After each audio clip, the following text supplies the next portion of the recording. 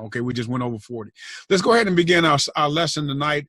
We're on the second part. We're on the second part of part 4. As Peter deals with conquerors, kind of a formula for conquering, dealing with, stuff, and some people might even say stuff dealing with you, and whether you initiate it or not. The idea of Peter's lesson is that we come out not just coming out, but we come out better. So we're actually not only surviving it, but we're actually becoming stronger because of it.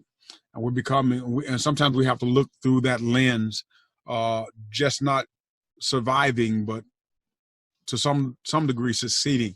So we're going to go back. Our second part, the first part of the lesson last week was really kind of the experience part.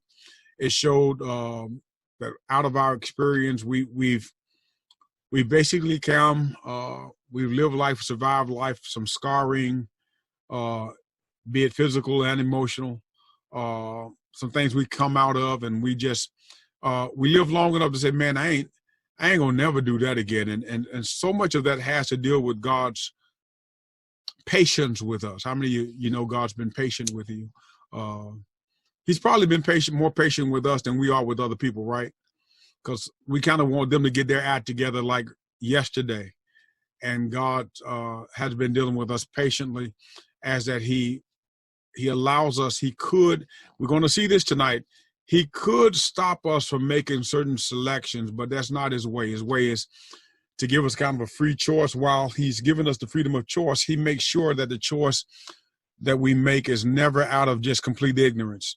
Every time we make a mistake, there's probably a list of times he's tried to bring his truth into our life. Not him directly, but him through a myriad of different devices, bringing that news to us, bringing his way to us, bringing his will to us. And there remains in all of us some level of, I want to say, hard-headedness or just stubbornness, and God has to break us through that, and he didn't give us up on those times. So through that, I kind of drew last week to the issue that he finances our experience. We want to say experience is the best teacher. I don't necessarily agree with that theologically, because we get the experience through the fact that he's paid for it. I mean, some of our experience should have taken us out, but he does that. So that was last week's lesson in verses 1-7 of chapter 4, 1 Peter, where we'll begin tonight on the second part of part 4. And then if we got time, we're going to actually begin to introduce what is a loaded fifth part, very loaded fifth part.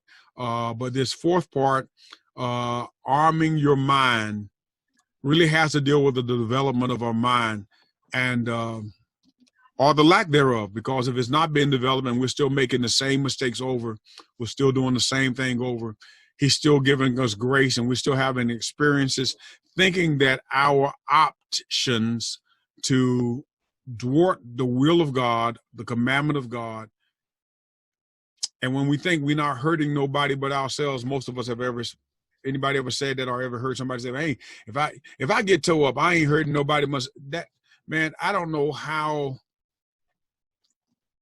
profoundly dumb, if I might use that word, Dr. D, forgive me, that is.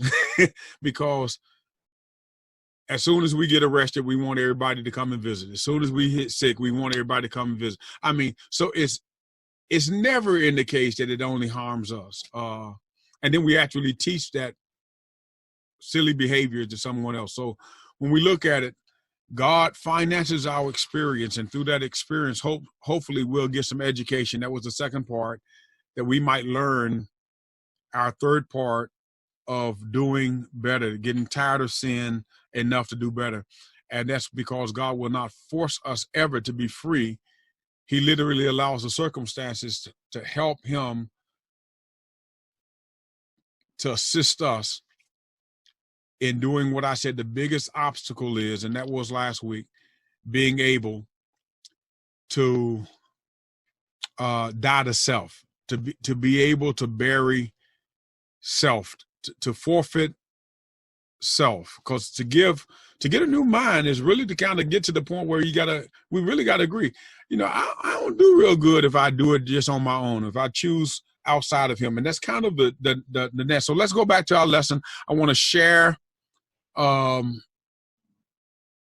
screen again. I'm gonna pull us back up to the part of the lesson in which we were at.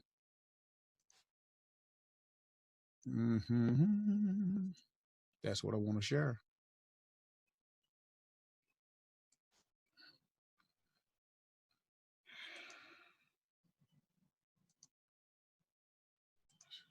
Excuse me. Okay, y'all with me? All right.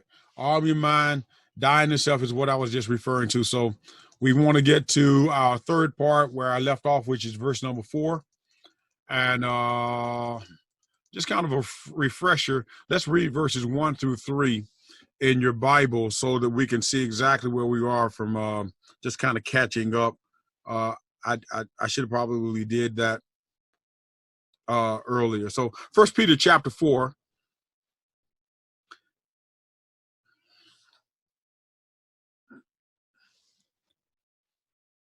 And verses 1 through 6 are our focal verses before we go into the second part.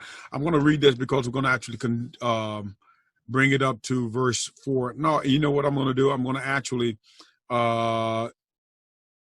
do the amplified version. Okay, so since Christ suffered in the flesh for us, for you arm yourselves with the same thought and purpose patiently to suffer rather than to fail to please God. For whosoever has suffered in the flesh, having the mind of Christ, is done with intentional sin, has stopped pleasing himself and the world, and pleases God. Okay, so that verse 2, he can no longer spend the rest of his natural life living by his human appetites and desires, but she lives for what God wills. Verse 3, for the time that is past already suffices for doing what the Gentiles like to do, living as they have done in shameless, insolent, wantonness, and lustful desires, drunkenness, reveling, drinking bouts, and abominable, lawless idolatries. Okay, that's verse 1 through 3. Verse 4 says, they are astonished and think it very queer that you do not now run hand in hand with them in the same excesses of dissipation, and they abuse you. But they will have to give an account to him who is ready to judge and pass sentence on the living and the dead. For this is why the good news, the gospel, was preached in their lifetime, even to the dead, that though judged in fleshly bodies as men are, they might live in the spirit as God does. Okay, now verses 1 through 3 we've covered last week. I tried to do that in the first kind of recap. Tonight, though, I want to begin with the second part in what is a logical two-part struggle. First struggle is our experience. We talked about that last week. Our experience with making options out of orders, us doing kind of what we want to do, and then God kind of paying that cost or financing it because he gives us a grace. It kind of gets beyond the consequences in its totality. But we do suffer enough to know that we ain't going to do it again. We don't want to do it again, rather. That's the maturation part, what we call the education. So it's the experience and the education. Tonight, we want to look at this other part, because arming your mind is not just having to go through some stuff. How many of you know that when you go through some stuff, it ain't like you can keep it secret? There's some folk who remember more of what you've gone through than you do. Matter of fact, and if for what you forget, they will remind you quickly. And not only will they remind you quickly, but Peter's second part is to really talk about some of the payment as it relates to dealing not only with making stupid decisions, that was verses 1 through 3, but when you stop making stupid decisions, now you got to deal with some people who literally got stuck in that season and wonder why you're doing something different now. Does that make sense? Watch what he says. It's bearing the strange look by the world. This is a cognizant challenge. You'll look at as strange, but you are familiar with what's strange, because now it brings a dual kind of purpose. And what I mean by that, let me make sure I'm not losing anybody. When those who are doing what we used to do, that verse 1 and 3 says we've given up on it, look at us doing something new now, some of them will call us strange. And when they call us strange for stop doing the old stuff that got us in trouble, yada, yada, yada, the problem with us is we remember that we used to call the folk who stopped doing it strange when we were still opting to do the crazy stuff that we were doing before we finally got tired of the consequences. So watch this. They call the new thing we do as believers, strange. They look at it as strange, and we're familiar with why they call it strange if we don't become beside ourselves, because we've not always walked this way. The reason why we opted to do different things is because how many of us looked at the protocol, the decisions, and we thought, man, I ain't doing that. That's silly. That's strange. We said the same thing they're saying, but now it's being said about us because we've opted now to do something differently because of our cognizance maturation, or what we began to learn. So they think believers are strange. Look at verse 8. They are astonished and think it's the Amplified Version uses the word queer. I don't want to let that carry us away. English Standard Version says, with respect to this, they are surprised when you do not join them in the same flood of debauchery. Okay, so they think man, everybody ought to get into this. And what they kind of may not know, and to some of that may be our fault, is that here's the problem in acting like you've never done anything. Am I resonating with anybody? I mean, because when the world said, man, that's strange, and especially if we put out this kind of facade that, man, I ain't never did nothing wrong.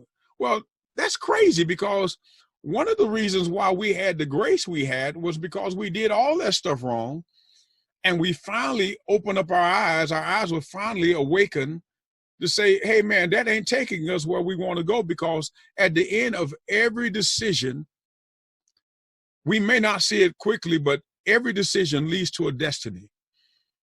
And when Paul says, not Peter, but Paul says, all things are lawful, but all things are not expedient.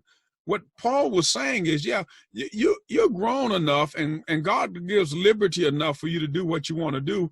But, when you've traveled the road long enough to know that you'll never be able to get on 95 in Delaware, 95 going north in Delaware, and go down to Baltimore, it don't lead that way. You can make that decision, but the destiny is not going to be what you desire. So as God gives us grace and we desire a different destination, we learn that your liberties will not permit you just to do everything and go a specific place. Okay, are we looking? Okay, I just want to make sure we're connecting. So what Peter is saying back here is that they in the text has to deal with those who are, and let me kind of be a little bit more liberal than the text. It's either they who are not saved are they that are saved that are not yet matured enough to see the wisdom in the choices you know. How many of you know that, how many of you will admit that even as a saved person, you're not always made wise decisions? Okay, I only got 4 faces I'm looking at right now. Now, let me put my participant list up here. Y'all got to help me. It's 65 people on here, and so y'all, the 3 people or 4 people, Stan, I need you to move because you got your face up. I can't see your face, and I want to see somebody beside. Okay, because when I make a step, I want to know if we agree. First of all, let's take the facades off tonight. That we all have a history in making some not so wise decisions. Hand raised. Okay. Whose hand? Galaxy S9? Yeah. Okay. Galaxy S9, I'm waiting on you, or is that just a hand raise? Yes. I think I'm doing it right. Yeah. Is that Brother Arnold? Yes. Yes. Okay. Amen. All right. I see that you do the cell phone the same way you do the microphone. You keep it away from you. Yeah. Okay, come on. What's your question? Good. Say that again. I'm sorry. Did you have a question? No, but I agree with you with what you were saying about your life changes after you make decisions because you learn from your past. That's the biggest teacher, experience. Right. So when you experience the way of life that you had and you change, a lot of people are they say, well, when you tell them what you went through, they say, well, you don't look like you've been through anything like that. Well, sure I did, and it's the goodness of God that, that brought me through a lot of stuff, and you progress, and, when you can, in this way, you can pass it on to other people. Okay. One of the things one of the things that people don't realize too, that when your past life, you have to atone for what you did. And that is very hard. And a lot of people don't understand that, and they'll say to you, well, how can you do that, man, and do what you did and come out on the top? Right. Well, when we were talking about experience last week, because the experience of having enough to where, well, let me put it this way from last week's lesson, nobody can get tired enough for you to stop sinning. You have to become tired enough of the sin process yourself for that to happen. I mean, other people can be tired of you doing that, but it can't happen until you take a cognitive look at it. Okay, and that's kind of why verses 1 through 3 was the first half. It's like you got to get tired of making the same mistake over again. You got to get tired of every time God said go right, you go left, and you say, man, I got beat up enough. I don't want to do any more intentional sin, because it's the consequences. And God, as loving as he is, watch this, because there's a lot to be applied to this. We mess this up when we start fooling with the love of God, because we think, well, the love of God he wouldn't do that. He's not doing it. You're doing it. The love of God keeps making a new day with new grace and mercy so that you can make a different choice, but we go right back with a new day and still make yesterday's choice. We still do that. So when God has allowed us to go through the process of failure enough, which is why, and I shared this with somebody earlier, when the prodigal son left home, the father loved him, okay, but he never went to the club after him, because he never went to the he waited until the son himself was conditioned to appreciate a structured house, a structured home. His love never failed. Okay. And I looked at that, because what we do today is kind of, we mess up that part, and we think that to love somebody means we got to agree with them. So if I love you and you're doing something that's wrong, I got to accept that behavior as no.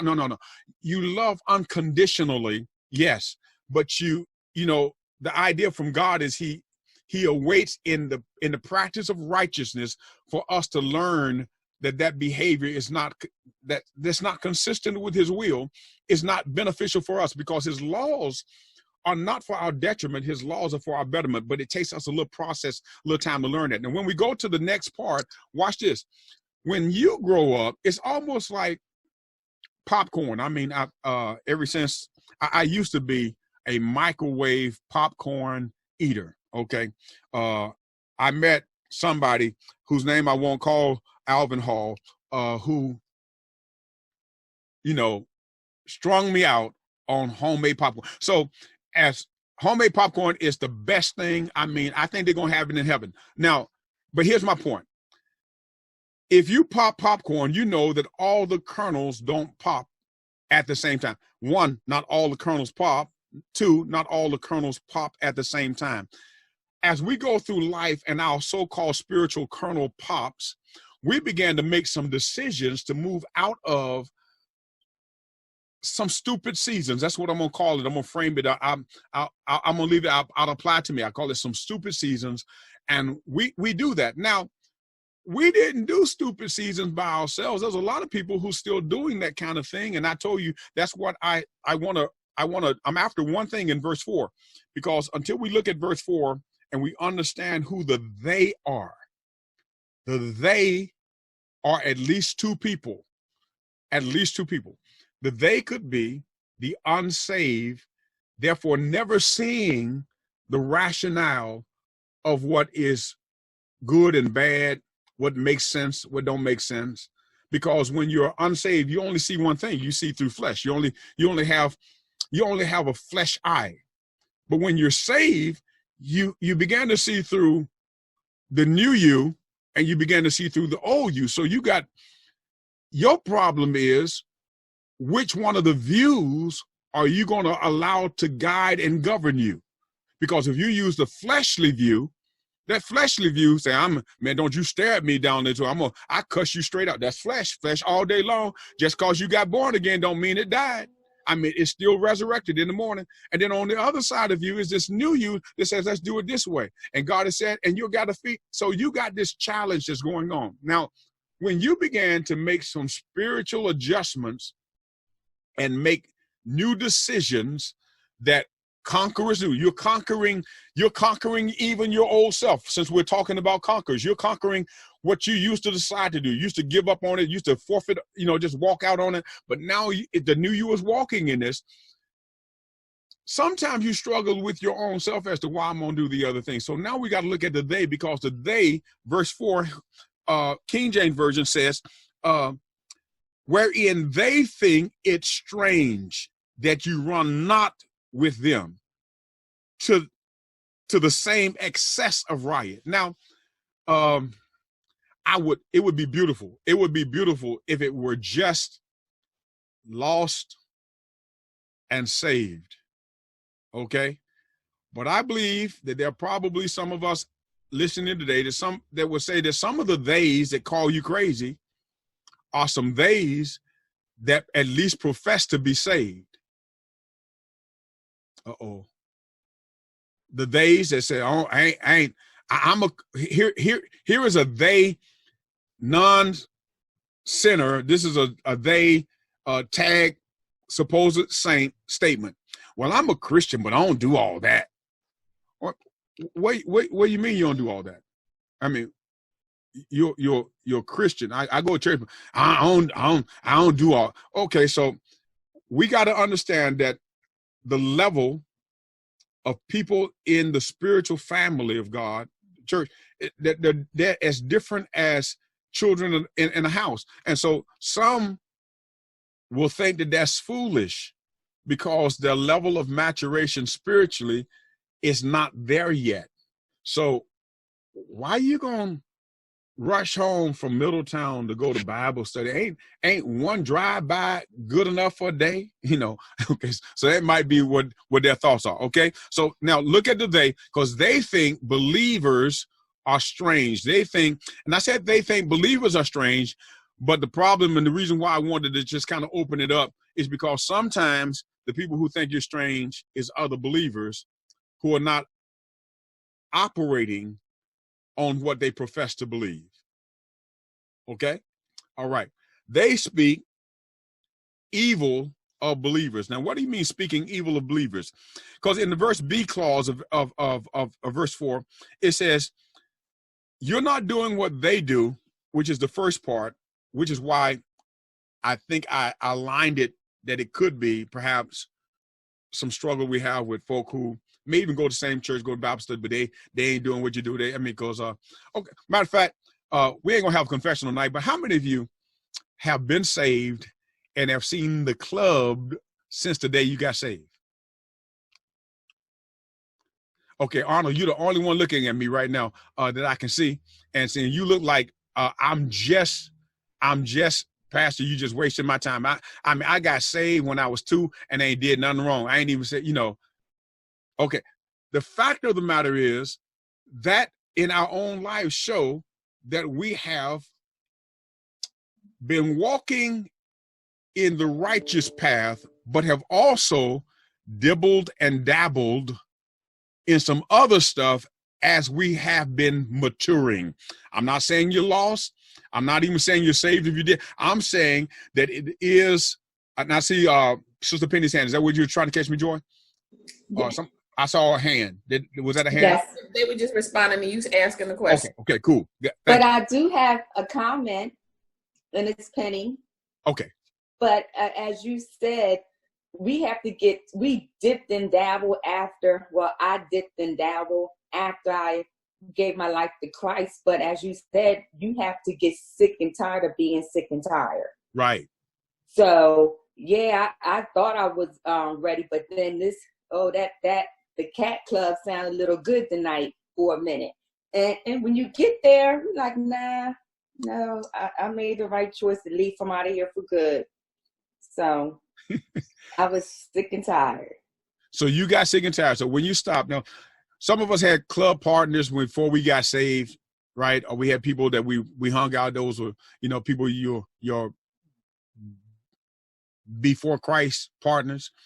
Now, how many of you have also seen that when you got saved and you came in, there was also some people that were also professing to be saved that still trip when you decide you're going to do X, Y, Z. Here's what he's saying, because that formula, in order to be let me drive what I'm going to. In order to be a conqueror, you got to get beyond what folk think who are unsaved and the ones who profess to be saved who may not be as matured as you are. Because again, in that concept, to whom much is given, much is required. You are not put on a stage to only operate based upon what somebody else does, because they can only do based upon their own level of spiritual maturation. Okay? So when we see this in verse number 4, I saw a hand go up, but I'm gonna let me close this thought. When they think it's strange, you run not with them. A lot of that is exposure, because there's a common thought that when you pursue excellence, the first ones you kind of mess up are those who are comfortable being practitioners of mediocrity. Excuse me. Hand. Was that a hand? It's Stan. I can, as you were talking, what came to mind is I can remember early on, they would say, I don't know what you keep going over to that church for. You still hanging with us. And then later on, when I got a little bit more mature, got a little bit more strength, oh, you don't hang with us no more. You think you're better than us now. Mm-hmm. So the they had something to say when I was hanging with them and when I stopped hanging with them. Right. So, and that's kind of interesting that would be the ones who, from your testimony, would be your BC partners. But how many of you know that this? Yeah, they were the unsaved ones. How many of you know that this text also includes those who are saved? Because think about it. Sometimes, rather than folks speaking well of you, those who say, okay, they're trying to go to Bible study, well, they think they something. Sometimes that's church folk, because he said they're speaking evil of you. In other words, they're speaking out of your actions in context to the scripture is out of character or out of the motive for which your movement was. I mean, you could say, hey, look, I'm just tired. You do you. I mean, I hope y'all have fun. Y'all be safe the whole 9 yards, but that ain't for me no more. And there are times we're going to have those kind of statements, but it's when they leave, you're making a better decision for you, and they leave with the concept of now they have to speak evil because they think believers are strange. They think the believing, not the professed believer, but the practitioner, but they began to speak evil because, again, what they don't understand in this particular concept, we destroy. So verse 4 takes us to that thought, but I want you to look at something else. He kind of lets us know in the third piece, verse number 5, that it kind of really don't matter because we can waste a lot of time. We really can. We can waste a lot of time wondering, okay, are they saved? Are they lost? Do they care?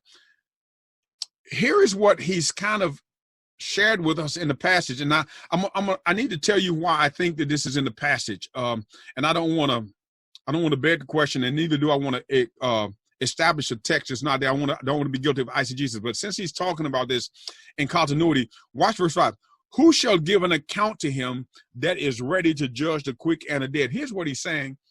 At the end of the day, if what got you to move forward and to become a conqueror is a consciousness that God is moving you, God is controlling you, you got to leave those persons, since you cannot control, that's the key, cannot control their commentary.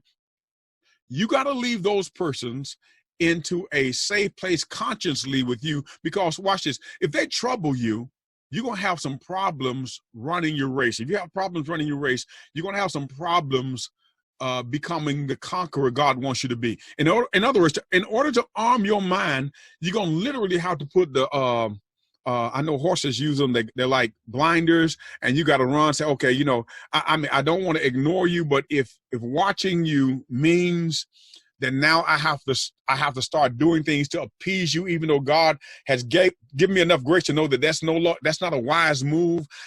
He's basically saying you cannot even waste time trying to justify yourself to those naysayers that will come up in your life, lying on you the whole 9 yards. And I know how. Come on, I got flesh just like you, and I know one of the things you would get some of us just to go ahead and throw down, as saved as we are, just to fight. If you say something about my mama, or if you call me a liar, then hey, it's all bets are off, and let's come on outside and let's have we can put text out of. Here's what God is telling us in verse 5: they'll be judged, and if they're going to be judged, He's literally saying, "I got this. If I got them, you ain't got to worry about them. You just got to worry about you." All you got to do is run your race. So in a very simple way, he's trying to tell us that in order to effect the conqueror's habit in this particular passage, we got to be willing to trust God with people, their talk, the whole 9 yards, and then wait on him, which I believe, and I'm being honest, is the hardest thing we'll have to do. Because what we want to do is we want to see justice applied right now. I'll be redundant if I didn't say right now. I was just teed off. I was so taken away seeing the young black man shot down in Georgia that I'm like, man, I mean, and in another way, it would have been just on and bumping. But see, I remember the 70s when, and I ain't that old, but I remember the 70s when Roots came on and Jane Pittman came on. I remember the next day we went to school looking for somebody. I wish you would and do that. But see, that kind of thinking handicaps us. Not that we don't stand for justice and we still pursue justice, even in the case of this, what's happening in Georgia. But we also must not be overconsumed with the idea of we gonna get them. We got to know God got it.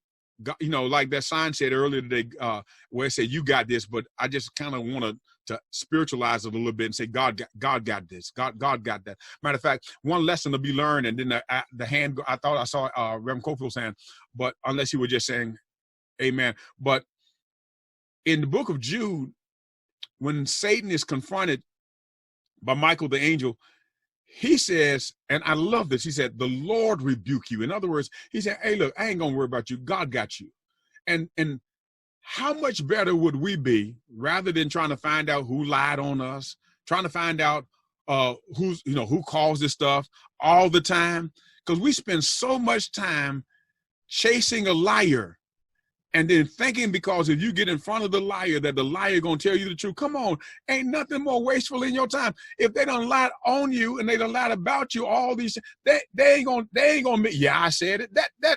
They're liars. Come on. So you waste time trying to force them to do something that God said, okay, I got it. They'll be judged. I'll handle that later on. We ought to be just praying like Christ prayed, Lord, Father, forgive them, for they know not what they do. I pray just like you released me from some of the stuff I did, that you'll let them go. And if you can let it go, you can literally move on. So it really is a key somewhere hidden in this concept. Is one of the process that we normally tag up with forgiveness, but it's the ability to go forward, having allowed the function of forgiveness to happen. And we're not even talking about forgiveness, but we're talking about the forward part of favor is going ahead when you have faith that God's going to handle the things you cannot handle. Does that make sense? I'll move on. Reverend Cofield. Or was that a hand? What I was going to ask was, could the they also be the person themselves? Could the they be me? Well, if you're talking about the action, if I think it's strange that I should do, that goes in verse 1 through 3. 1 through 3 is when you're struggling with self. At verse 4 is when the struggle becomes external. Okay. And we're always struggling. I mean, because come on, there are more people that will help us to do something wrong right now than to help us do right. My dad, I wasn't much of a drinker, so I mean that wasn't the concept. So when I speak of it, I don't want you to think I'm making up something. But I spent a lot of time with my dad. My dad, like I said, he did what he did. But drinking had the partners, and he worked guys, and then after work he have his guys, and they would have the But you know what? They had no problem sharing a bottle. Only when folk get saved do they have problems sharing. And we're going to talk about that next week. We may get into it tonight, but that's actually a part of the 5th part of the lesson, and that's kind of learning how to be hospitable in a holy way. Most of us didn't have a problem putting $2 in the tank to go to a club, but we have a problem putting $2 in the plate. Oh, it got quiet right there. Right there. Okay. All right. Okay. So the idea is we got to learn how to be hospitable on spiritual things, like we were naturally hospitable, our sharers, our partners on the carnal things. Okay. So they think, believers, they speak evil of believers, they shall be judged. They leave they to him. That's the takeaway. Okay. Let me go to the next part, unless there was another question. Here it is. Because the final thing that he brings us in on, I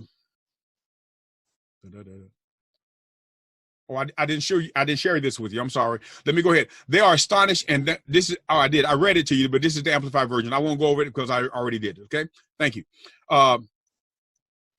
It is following their example of those gone before. It's following the example of those gone before.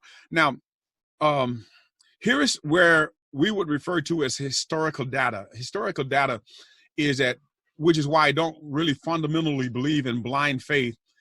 One of the reasons I believe God will make a way is because I have a whole history of, if you will, the Bible is his credit report.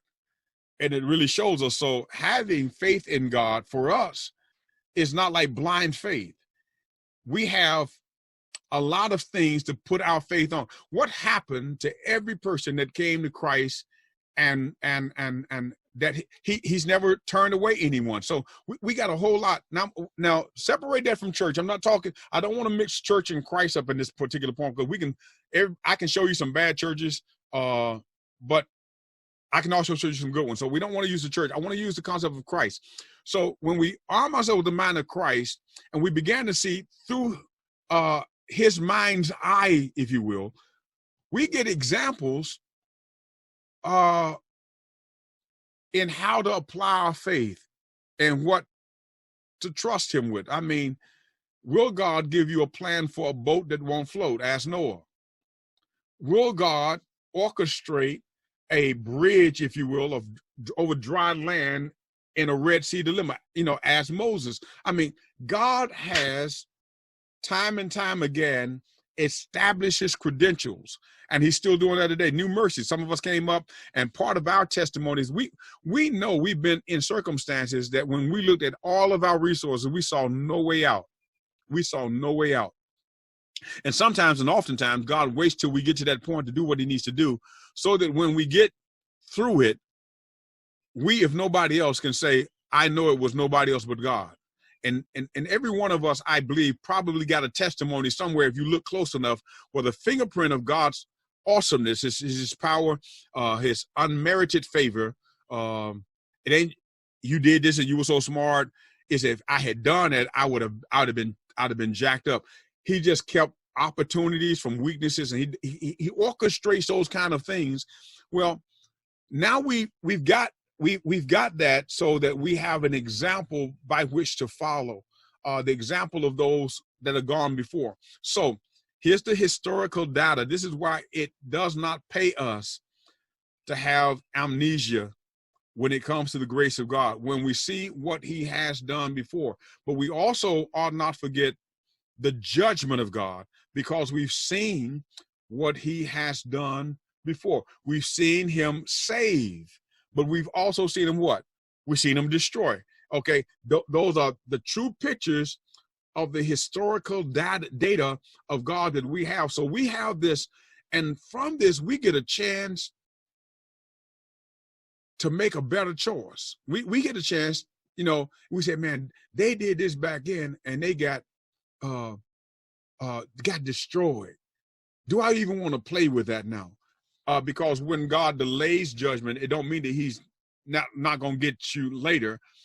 That's why we got to look at it. Just because it don't happen just like that, we got to look at when he did have enough is enough. And for the parents who are in the house, how many of you had some times where you saw your children do something and you saw them do it, but on that time, whether you were just too tired, or you just gonna say, well, I'm gonna act like I didn't see it this time. But then there was a time after all is said and done that you had one of those break moments. Those, well, okay, enough is enough. And when enough is enough, you lined everybody up, you did what you do. And that pattern seems to flow true through the text. So let's look at verse 6. For this is why the good news of the gospel was preached in their lifetime, even unto the dead. Okay? So when we see this, and even unto them that are dead, that they might be judged according to men in the flesh, but live according to God in the spirit. Now, this word judge, we get a kind of a complex word, is krino.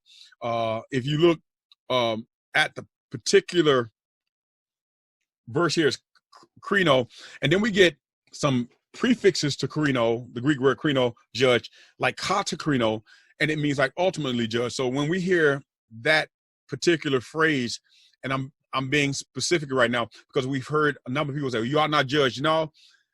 We've been through enough that we have been given the wherewithal to judge. Matter of fact, I'm referencing Matthew chapter 7. Jesus never told us not to judge. He said, stop judging on your own merit. When we judge on our own merit, that's what got us in trouble. He said, but once you began to see that if you follow my will and it makes a way, and then you followed your way and it broke away, now you've been educated enough, hence our lesson from last week, to judge so that you can make a judgment as a conqueror, as a victor, as somebody who now knows how to win. I just saw Deacon Galloway. I don't know if he's on. He's been on the last couple of weeks. But I know from watching him coach football for the youth leagues that if a certain team was doing something over and over again, right, it would be ridiculous just to keep running that same thing. You would say, okay, since they're doing this, we're gonna change this. And this is exactly what he's saying. Now we have been equipped to make proper judgment. And if we've been equipped to make proper judgments, one of the ways we know we've been equipped to make proper judgment is when we've already surrendered self and we say, you know what, I'm gonna go with God's way. That's when you know you can apply the judgment, because he said, well, what measure you judge, that should you be judged by. In other words, when you judge according to God's standard, it will be consistent, because the will of God will not change. It will prove to stand true forever. So watch this. The gospel, or the good news, is preached to everyone, even to them that died, thus taking away the excuses of both the lost and the saved.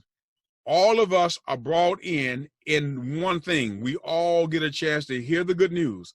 That don't mean that we will apply and accept the good news, but God is in charge of making sure we see it. Okay, are there any questions? Because if not, I got enough time to actually go ahead and begin to kind of prime us for this.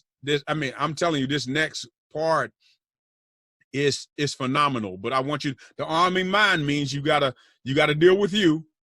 But after you deal with you, verse 1 and 3, you got to be able to deal with them. And the way you deal with them is you put them in the control of him. Okay? You basically let them know, I mean, God's going to judge you. I'm going to do, as far as me and my house will serve the Lord. Okay? I can't make you do with your house. I just can't. I will say this, though. Every house going to be judged by him. So it would behoove us to make sure that our decisions had at least been washed by the counsel of God's word. Okay. All right. So every person, dead and living, has gotten this, so that the judgment that will happen with God will not happen with excuse. Are there any questions? Okay. All right. Okay. No questions. Sister Joy, okay.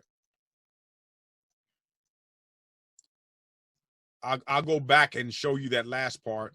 It says the gospel was preached to them and they responded and escaped judgment. So what we see is that some people heard, and because they adjusted from where they were, they escaped. Some people heard and rejected. And the same is true today. When Christ comes back, there will be a hell.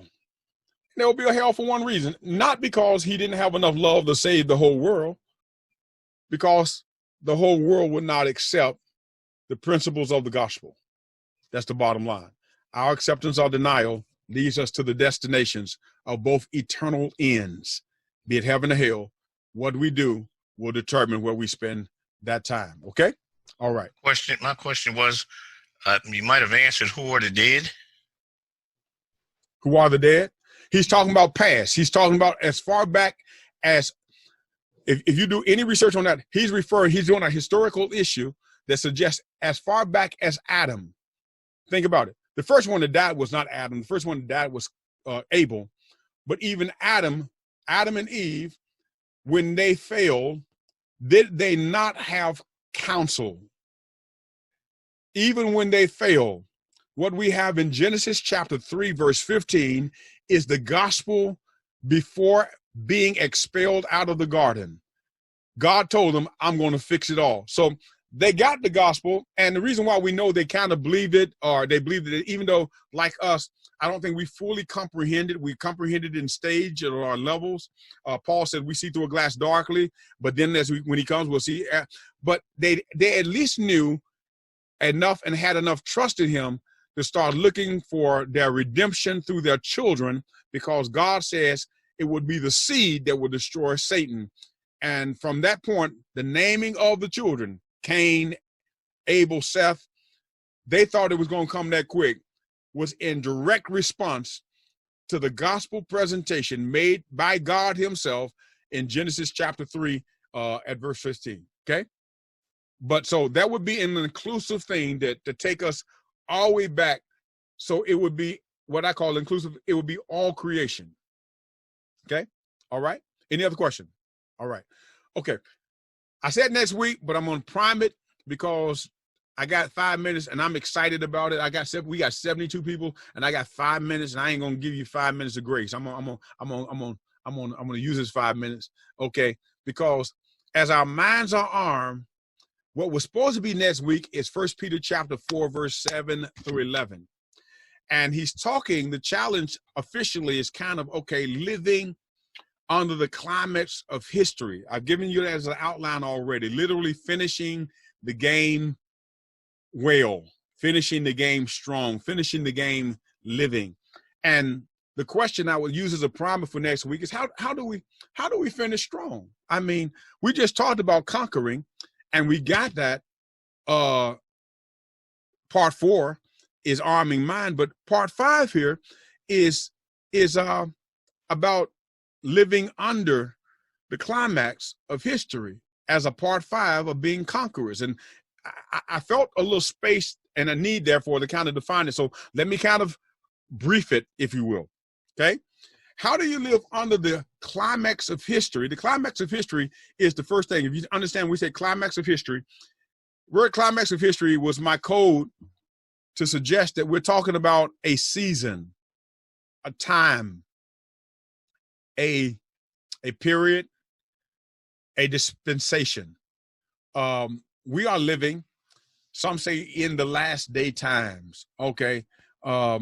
There's a couple of words I'm going to bring to you, but there are 5 things, and I'm gonna give us the outline tonight, and next week we're gonna work with the outline as much time we got.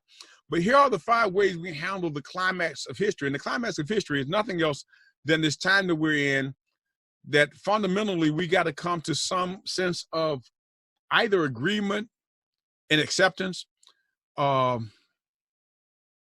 last day. And I know I'm speaking to the church. I know my audience, for the most part, is 72 tune in, and probably more than that with multi people in certain houses. What has happened to that, our aptitude of the season? Climax of history. Climax of history means is that there's a time it ends. And I think the reason why this is so important is because, well, he really don't leave me a choice. In verse number 7, the A clause, he's talking about something that the church, in one way, we say, but I don't know if we comprehend. I don't know our levels of comprehension. So that's why I want to make sure that we're gonna scratch where you itch. The mission of the church is not to keep the world going forever. I want to be real clear when I say this. The knowledge we have in the Word of God, Jeremiah 66:22, there'll be new heaven and new earth. Thy will, Christ's model prayer. Y'all remember it? Thy will be done on earth as it is in heaven. Okay, so what happens to earth? I mean, what happens in the season? Will we forever go on with, tyrants in the White House and all the other things and this concept? No.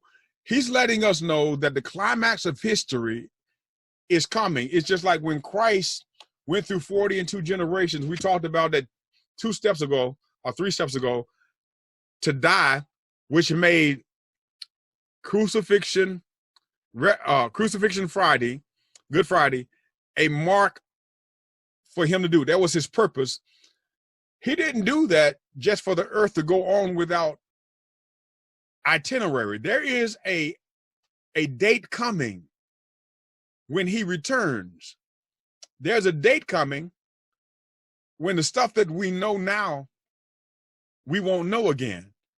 There is a definite time coming, and he's doing as much as he can to remind us, lest we began to do the opposite of the Thessalonian church. The Thessalonian church, if you read the church of Thessalonica, the first and second Thessalonians, they so believed that Christ was coming in that day that he had to tell them, y'all keep working. Because they thought that his coming so quickly meant that they didn't need to keep busy, that they just go ahead and get, sell off the stuff and start watching the sky for him to come. Thessalonians took that view. I'm going to call it the left side. Today, we may take the right side and say, he ain't going to ever come. I mean, we live like he ain't going to ever come. And somewhere in the middle of Thessalonians in our current church, we need to live as if today could be our last, but we need to live. And I'm throwing so many clues as I'm saying, because what Peter says in this last thing is that we need to finish strong by living. Here's the outline, and my time is up. I'm going to give you the outline for what we're going to study so that when you read the lesson, you can come back and we can dialogue about it, but you can see it. He's going to tell us by doing 5 things. Here it is real quickly. The intro to Conquering Lives is in verses 7 through 11, but the portion of the passage talking about living, living, not dying, living. Oh my goodness. I'll do that next week. Okay. I forgot I had that one. Here it is. Here's the outline right there. Okay. Now, here's how we do it. We living every one of these things he's going to say is emphasized by living. Okay. Zoe, not existence, but living. That means you're going at it. You're just not on the team. You're on the team trying to swing for the fence. You're on the team trying to give it your best. You don't know how long you're going to be, but you're shooting. You're not letting the clock, you're not letting the buzzer blow with you still dribbling the ball. No, you're taking it to the hole. So he's telling you 5 things: living seriously and soberly, living watching and praying, living with fervent love, living showing hospitality without grudging. And we're going to have to learn that one, because I'm telling you, that's a spiritual thing, and we don't get that naturally, okay? And then we also got to learn how to live using your gifts and not pimping our gifts, okay? So these are the 5 things. We'll bring those up one by one on next week, okay? Are there any questions? I'm going to take my thing off because my time is up. I saw we reduced from 72 to 70, so everybody got, they saw the clock. Let me hold on just a minute.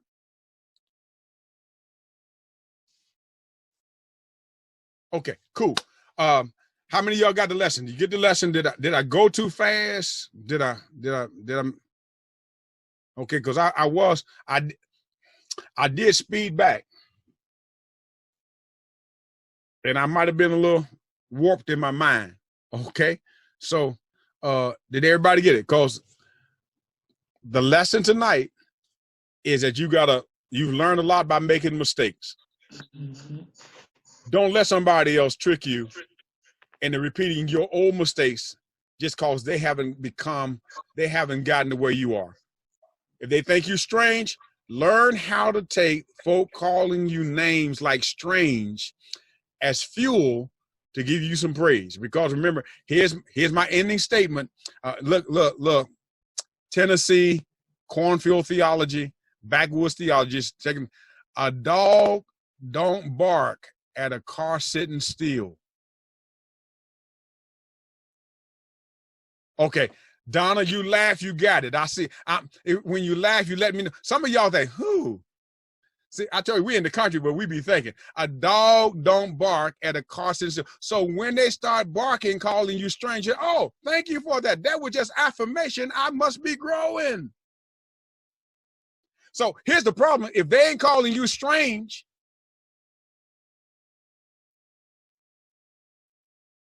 what'd you say, Willis? Okay. All right. Any questions? Any questions? All right. It's good to see y'all. My time is up. Thank you for y'all.